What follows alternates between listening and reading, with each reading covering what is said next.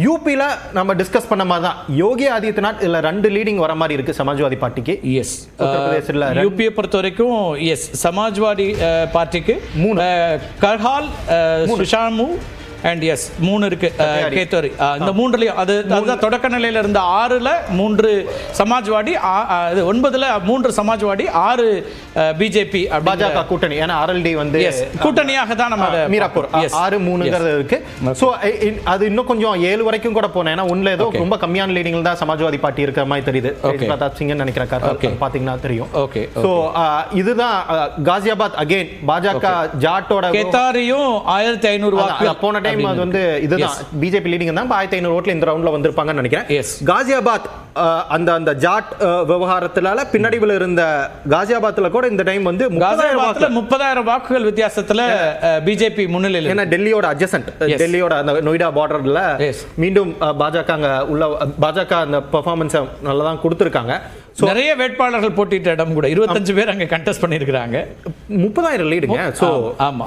So இப்போ என்ன யோகி என்ன சொல்லுவார், சமாஜ்வாதியை விட 30,000 வாக்குகள் வித்தியாசத்துல அவங்க. யோகி என்ன சொல்லுவார்னா, ஓகே அசெம்பிளினா மக்கள் எனக்கு ஓட்டு போட தயாரா இருக்காங்க, பார்லிமெண்ட்னு வந்தா மோடிக்கான ஓட்டு யூபில கிடைக்கலங்க தான் யோகி இப்ப அவரோட ஆர்குமெண்டா இருக்க போது. அது பாஜக எப்படி டிஃபெண்ட் பண்ண போறாங்கன்னு பாஜக கேட்டுக்கலாம். ஓகே, ராஜஸ்தான்ல மொத்தம் 7ல 4 பிஜேபி நினைக்கிறேன், 3 எதிர்க்கட்சிகள் நினைக்கிறேன். ராஜஸ்தானும் நம்ம பார்த்தலாம். ராஜஸ்தானை பொறுத்த வரைக்கும் கிட்டத்தட்ட ஐஎன்சி 2 இடங்கள்ல காங்கிரஸ் முன்னிலை, பாரதிய ஜனதா கட்சி 1 இடம், அதே போல எஸ் நாம பார்த்துடலாம். ஆர்எல்பி வந்து காங்கிரஸ் கூட்டணியில் இருக்காங்கன்னு நினைக்கிறேன். 2 இடங்கள், அதாவது ராம்கர் அண்ட் தௌசா 2லயும் ஐஎன்சி லீடிங்ல இருக்கிறத பார்க்குறோம்.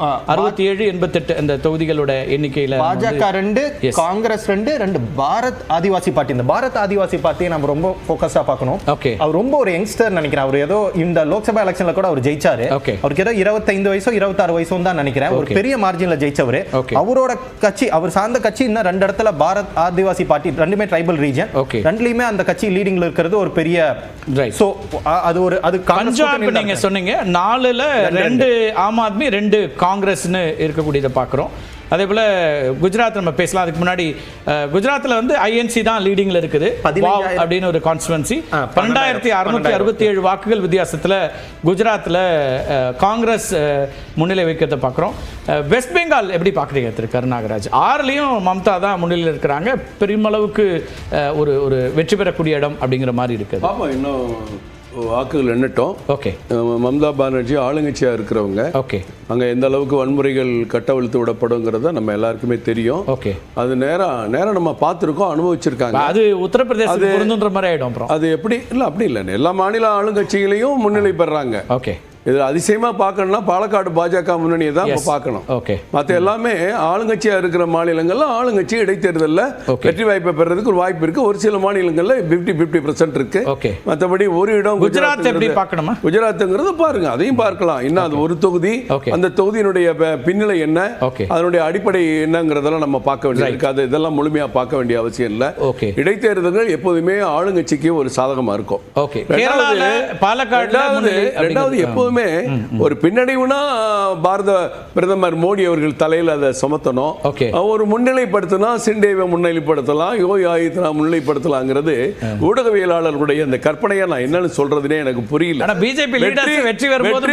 வெற்றி தோல்விங்கிறது 302 இடத்துலயும் இருக்கும் போதும் மோடி தான், 240 இடத்துல இருக்கும் போதும் மோடி தான். அது ஒட்டுமொத்த நான் மொத்தமா சொல்றேன். நான் 302 240ங்கிறது ஆல் இந்தியா லெவல்ல நான் சொல்றேன்.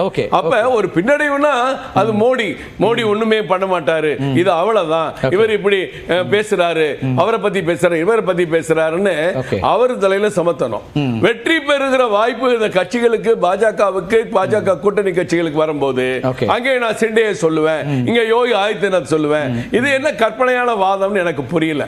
இடைத்தேர்தல்ல மெஜாரிட்டி தமிழ்நாட்டில் பல ஆண்டுகள் பார்த்திருக்கோம், மற்ற மாநிலம் பார்த்திருக்கோம். இடைத்தேர்தல்ல பாலக்காடுல மீண்டும் காங்கிரஸ் முன்னிலை இருக்கட்டும், மாறி மாறி வரலாம். இப்ப நம்ம சொன்னதுல மறுபடியும் முதல்ல 6 நான் யூபில, அப்புறம் 7 ஆச்சு, 8 ஆச்சு, இப்ப திருப்பி மறுபடியும் முன்னிலை நிலவரங்கள் தான் மாறி மாறி வரக்கூடிய வாய்ப்பு இருக்கு. பண்ணிக்கிறேன். நான் மெதினிபூரை பத்தி பேசும்போது வெஸ்ட் பெங்கால் அது ஏன் முக்கியம் நான் சொன்னேன்னா, திலீப் கோஷோட சொந்த தொகுதி அது. பாஜகவோட வெஸ்ட் பெங்கால் பிரசிடென்டா இருந்தவர் 6 வருஷம், 2021 வரைக்கும் அவர் தான் வெஸ்ட் பெங்கால் பாஜக பிரசிடென்டா இருந்தவர். அவரோட சொந்த தொகுதி மெதினிபூர். அங்க 18,000 வாக்குல திரிணாமுல் காங்கிரஸ் லீடிங்கா இருக்காங்க. அதனால தான் அது டஃபான தொகுதின்னு சொன்னேன். அதே மாதிரி பாலக்காடு அவர் சொல்றது கரெக்டா. பாலக்காடு பிஜேபியோட கேண்டிடேட் நல்ல கேண்டிடேட். அதுக்கான ஏன் காங்கிரஸ் அங்க ட்ரைல் ஆவறாங்கன்னா, சரின்னு சொல்லி அவர் இப்போ முன்னிலை வந்திருக்காங்க. ஆமா, அங்க இண்டிபெண்டன்ட் அந்த இண்டிபெண்டன்ட் சரின்னு ஒரு ஓட் எடுத்து பாத்தீங்கன்னா, அவர் காங்கிரஸ்ல இருந்தவர், அவர் சீட் கொடுக்காதங்காட்டி அவர் காங்கிரஸ்ல இருந்து வெளிய வந்து இண்டிபெண்டன்ட்டா நிக்கிறாரு. அவர் 3வது இடத்துல இருப்பார்னு நினைக்கிறேன். அவர் எவ்வளவு வாக்குன்னு பாருங்களேன். 15,000 வாக்குல அவர் 15,000 வாக்குகள் வாங்கியிருக்காரு. டாக்டர் பி சரின் வந்து காங்கிரஸ் அவருக்கு சீட் கொடுக்காதங்காட்டி தனியா வெளிய வந்து ஆராய்ச்சி எல்லாம் பார்க்க வேண்டியது. எல்லாத்தையும் பார்க்கணும் சார். ஆடியன்ஸ் நான் என்னோட கருத்தை சொல்றேன். அவரு தனியா ஒரு ஊடகவியலாளர் கருத்து சொல்றவரு. ராகுல் காந்தியே தோற்கடிக்கப்படலையா? ராகுல் காந்தி தோற்கடிக்கப்பட்டு ஸ்மிருதி இரானி ஜெயிக்கலையா? திருப்பி அந்த இடத்துல அவர் திருப்பி ஜெயிச்சிருக்காரு. இத பத்தி எல்லாம் நம்ம இல்ல. ஒருத்தர் வந்து ஒரு தலைவரா இருந்தாரு, பின்னடைவு இருக்கு.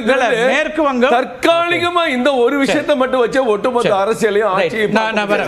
அதே மாதிரி பார்லிமெண்ட்ல பை எலெக்ஷன் மகாராஷ்டிராவில் நடக்குது. அதை மட்டும் நம்ம எடுத்துப்போம். எஸ், அது நம்ம முன்னாடி காங்கிரஸ் இருந்தாங்க, இப்போ என்ன நிலைமைங்கிறது பிஜேபி தான் இருக்காங்க நாண்டட்ல. ஓகே பட் லீடிங் ரொம்ப கம்மியா இருக்கு. எனக்கு அதுதான் இன்னும் புரியல. அங்க இருக்கிற 6 சட்டமன்ற தொகுதிகளிலும் பாஜக லீடிங், ஒரு பெருவாரியான லீடிங்ல இருக்காங்க அசெம்பிளில பாஜக கூட்டணி. நான் பார்லிமெண்ட்ல பாத்தீங்கன்னா வெறும் 800 ஓட்ல தான் இப்ப பிஜேபி லீட் வராங்க.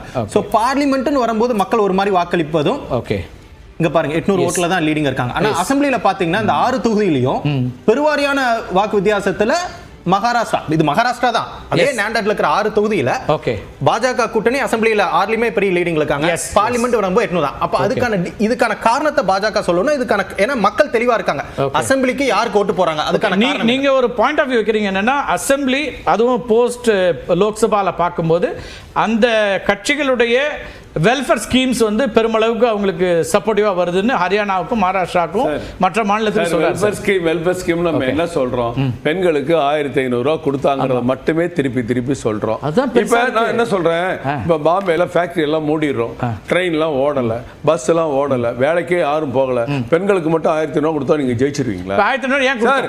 மகாராஷ்டிரா இந்தியாவுல ஒரு மிகப்பெரிய ஏன் கொடுத்தாலும் தமிழ்நாட்டுல உட்கார்ந்து நம்ம கேட்க கூடாது. இல்ல சார், அங்க நீங்க கொடுத்தப்ப கேள்வி கேட்டீங்க சார். முன்னாடி ஏழை மக்கள் தேவையானவங்க கிடைக்குது. அத பத்தி நீங்க தான் முதல் லைன்ல ஏன் கொடுக்கணும், அதனால என்னங்கறீங்க? இப்போ நீங்க என்ன சொல்லி கொடுத்ததனால ஜெயிச்சாங்கறதுல தமிழ் மகாராஷ்டிரால வேற கவர்மெண்டே ஏங்கல, எல்லாம் முதலமைச்சர் வீட்ல போய் தூங்குனாரு.